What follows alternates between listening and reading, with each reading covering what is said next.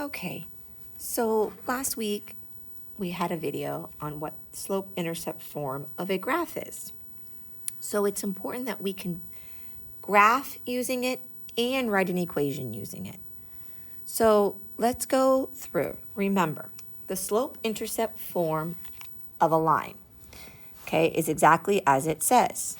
It's using the slope and the y-intercept. So this right here is slope-intercept form. Y equals mx plus b. Well, now we're given a line and we need to write that equation. So I need two things. I always need two things to write the equation of a line: the slope and the y-intercept. And your y-intercept is where you begin. So if you look at this graph, okay, I first look at where it's touching the y-axis. That is -2. From that point, I'm going to count to the next point by going up 1 and right 3. Therefore, my slope is 1/3. I now have my m and I have my b, so I can replace it in the equation, and I have y equals 1/3 x. Now it's a -2 because my b was a -2. Let's go look at the next one. Where do I begin with the y? It's touching the y-axis at 7. That means the b value is 7. From that point to the next point, I have to go down, and then I go right. So my number should be a negative value. So I'm going down 5 and right 2. So my slope is -5/2. I have my m, I have my b, I put it in the equation. That's it. That's how we write the equation of a line. Why do I need this? Because what I can do then is I can put any x value into this equation and find the output. It helps me interpret other situations. Okay, so let's try this together. I want you to first, before I say it, try it.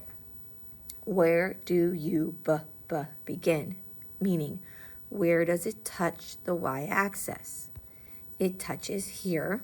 That's where that line is touching it. And it touches at -5. From there, I'm going to go up 3, okay, and then right 1. That goes on the bottom. Now, when I actually go put this into my equation, and if we don't remember what my equation is, okay, we're going to go over it. I want you to keep saying to yourself, slope-intercept form is y equals mx plus b, okay? So I'm going to replace the m with its value. 3/1 is the same thing as 3. My b value was -5, so I write -5. I have now written this linear equation. Okay, let's go to the next one. Where do I begin? Okay, I'm beginning right there at 7. Now to get to the next point, I have to go down.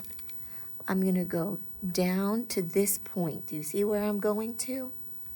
I'm going down 2 and then right 2. Now I could have gone to another point, but here's the thing. You're still going to end up with the same value. So -2 divided by 2 is -1. So when I plug this into my formula, I get y equals -x plus 7.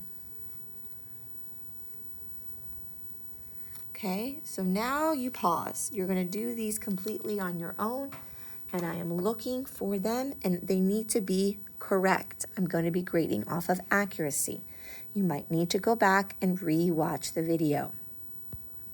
We're going to practice this a lot this coming week in class. So please, if you don't understand something, ask. It's as simple as that.